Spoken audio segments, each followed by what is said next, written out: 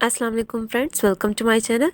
आज मैं आप लोगों से शेयर करने जा रही हूँ बहुत ही टेस्टी से और क्रिस्पी से बनने वाले ब्रेड पकोड़ा की रेसिपी। झटपट से बन जाते हैं और इनको बनाने के लिए बहुत ज़्यादा इंग्रेडिएंट्स की भी नीड नहीं होती और ये तकरीबन सभी को पसंद आते हैं, तो आपने इस रेसिपी को एक ट्राई ज़रूर देना है। चलिए रेसिपी को शुरू करते हैं।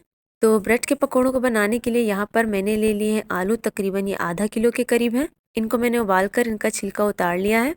अब आपने इनको अच्छे से मैश कर लेना है, हाथों की मदद से भी कर सकते हैं, आप किसी मैशर की मदद से भी कर सकते हैं। तो अब इसमें शामिल कर लेते हैं कुछ मसाले।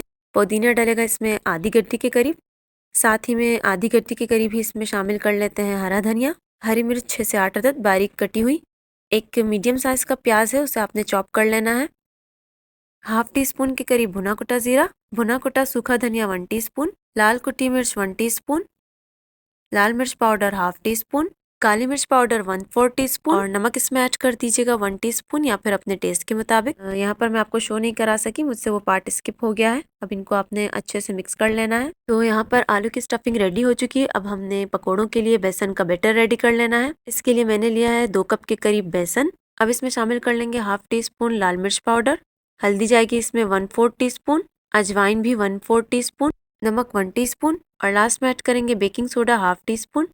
अब यहाँ पर आपने इसको थोड़ा सा मिक्स कर लेना है और मिक्स करने के बाद आपने इसमें पानी शामिल करना है, थोड़ा थोड़ा करके, एकदम से सारा पानी ऐड नहीं कर देना वरना इसमें गुठलियाँ सी बन जाएंगी।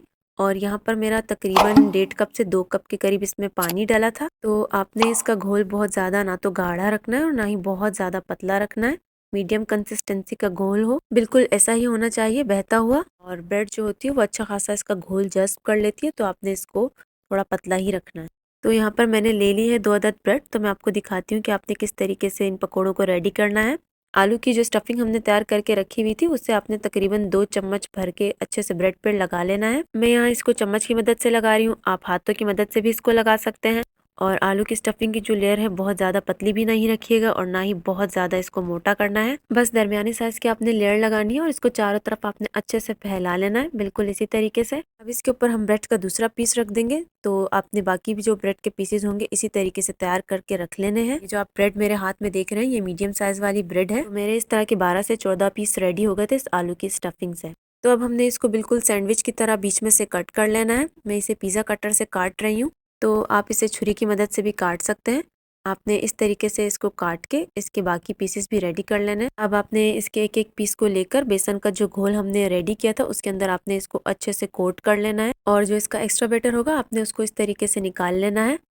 तो साथ ही में दूसरी तरफ मैंने तेल को भी गर्म होने के लिए रख दिया था और आपने इसे मीडियम फ्लेम पर पकाना है, बहुत ज़्यादा हाई फ्लेम पर नहीं पकाना है। जब ये एक तरफ से पक जाएगा तो आपने इसको पलट देना है और ये तकरीबन 1 से 2 मिनट लेते हैं पकने में, इससे ज़्यादा टाइम बिल्कुल नहीं लेते हैं।